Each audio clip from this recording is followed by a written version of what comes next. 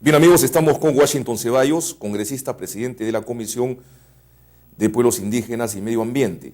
Estábamos hablando sobre la reducción que ha habido en tres aspectos fundamentales del desarrollo del país en el presupuesto del 2011, como son la agricultura, la cultura, en donde se ha creado un nuevo ministerio, y el sector defensa. El congresista ya nos habló sobre la reducción en agricultura.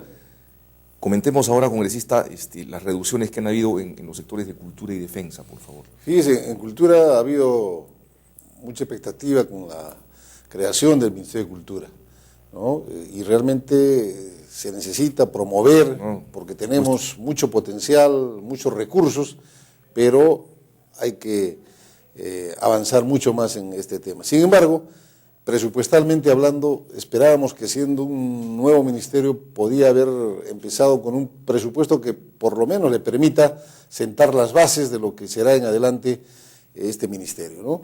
Y está conformado por el INC, por INDEPA, que tiene que ver con los pueblos indígenas, la Biblioteca Nacional, el Archivo Nacional, Radio TV del Estado, ¿no? Y si sumamos los presupuestos que tiene este año o que se le asignó este año, llegamos a casi 300 millones de soles. Sin embargo, para el próximo año, el 2011, hay una reducción de algo de 80 millones de soles. O sea, solamente este ministerio tendrá alrededor de 220 millones de soles para el 2011. Entonces, ¿cómo es que vamos a tener un nuevo ministerio promoviendo cultura y con una reducción de esta naturaleza? Me parece que aquí también hay una contradicción. Así es. Y demuestra que sencillamente la cultura, así como la ciencia y la tecnología en nuestro país, todavía no es una prioridad. Pese a que todos reconocen, y la propia ministra de Economía dice que el reto es elevar, mejorar la competitividad. Sin inversión en ciencia, tecnología y cultura, simplemente no habrá mayor competitividad.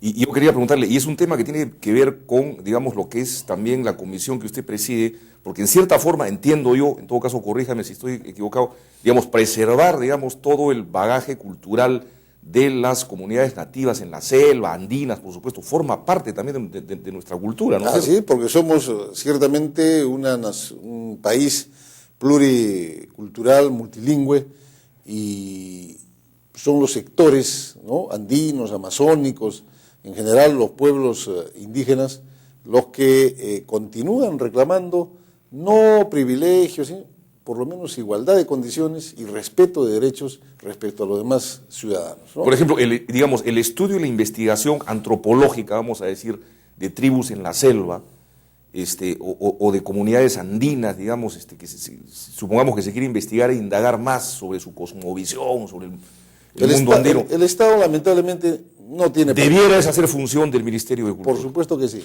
Yeah. Ahora, felizmente, ese trabajo, esa labor, se ve reemplazada por la participación de las ONGs, ¿no?, ambientalistas o que tienen que ver con los derechos indígenas, en fin. Si no hubiera ese aporte, esa cooperación internacional externa, simplemente estaríamos peor. Estaríamos en nada, ¿no? Okay. Entonces, esa es una preocupación. Y la tercera y gran reducción presupuestal es del Ministerio de Defensa, ¿no? Acá es algo curioso, ¿no? Porque si bien es cierto, nosotros pensamos que la defensa debe tener un nivel por lo menos disuasivo, que garantice de alguna manera la soberanía y la defensa nacional, no pensamos tampoco que el Perú debe caer en una carrera armamentista como lamentablemente, por ejemplo, lo está haciendo Chile u otros países, ¿no? Nosotros pensamos que esos recursos debieran servir para la educación, la salud. Sin embargo, debemos tener unas fuerzas armadas y policiales por lo menos pagadas decentemente y acabar con esta desmoralización en la que se encuentran con estos sueldos que todo el mundo ha coincidido son demasiado bajos. Y que en muchos casos conduce a algunos malos elementos a la corrupción, lamentablemente. Sin embargo, vemos con estupor que ha habido una reducción fuerte en el pliego de algo de 300 millones de soles.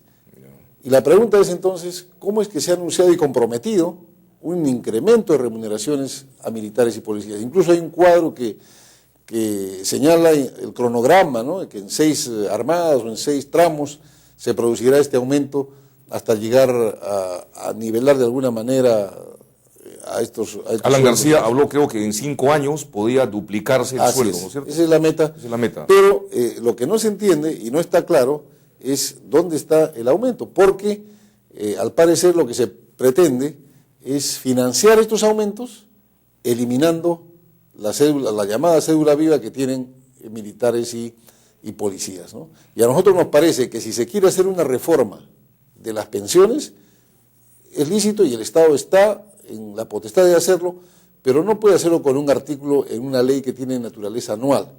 Si se quiere hacer una reforma, en buena hora, pero que se plantee de manera integral y sin afectar derechos, por supuesto, que los tienen y que les corresponde además, sobre todo por la naturaleza funcional que diferencia a los militares de los civiles.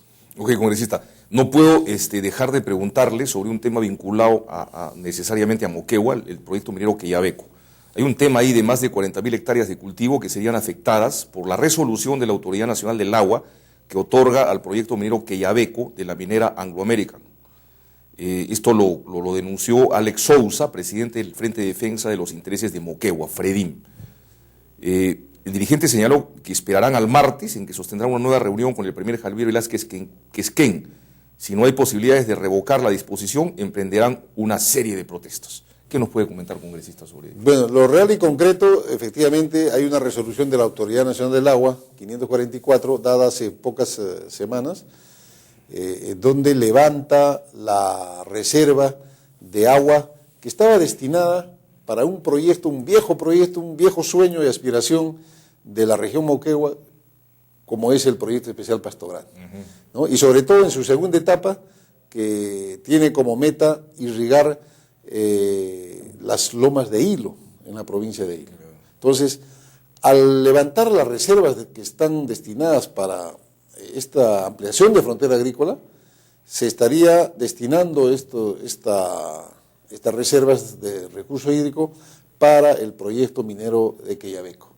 Obviamente esto ha generado una reacción inmediata, contundente, de no solamente del pueblo de Moquegua, sino también del de Hilo, ¿no?, que han tenido sendas movilizaciones, asambleas, y motivo de lo cual se ha tenido una primera reunión el día martes con el primer ministro, en el ánimo de ver, el planteamiento es la nulidad y dejar sin efecto esa resolución, ¿no?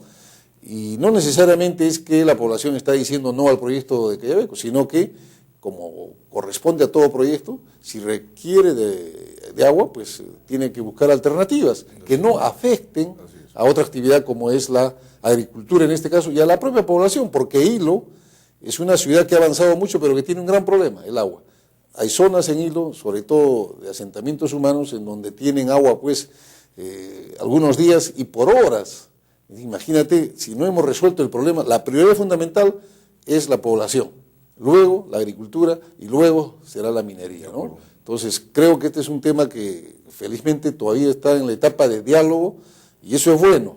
Hay que agotar este mecanismo y este martes siguiente nuevamente nos reuniremos para ver si hay, pues mi primer ministro se ha comprometido a tener ya una respuesta, una alternativa de solución a este asunto, y ojalá que sea positivo, favorable, aceptable para la población. De otro modo, estaremos a puertas, lamentablemente, de un conflicto más relacionado a esta dicotomía que hay pues entre agricultura y minería.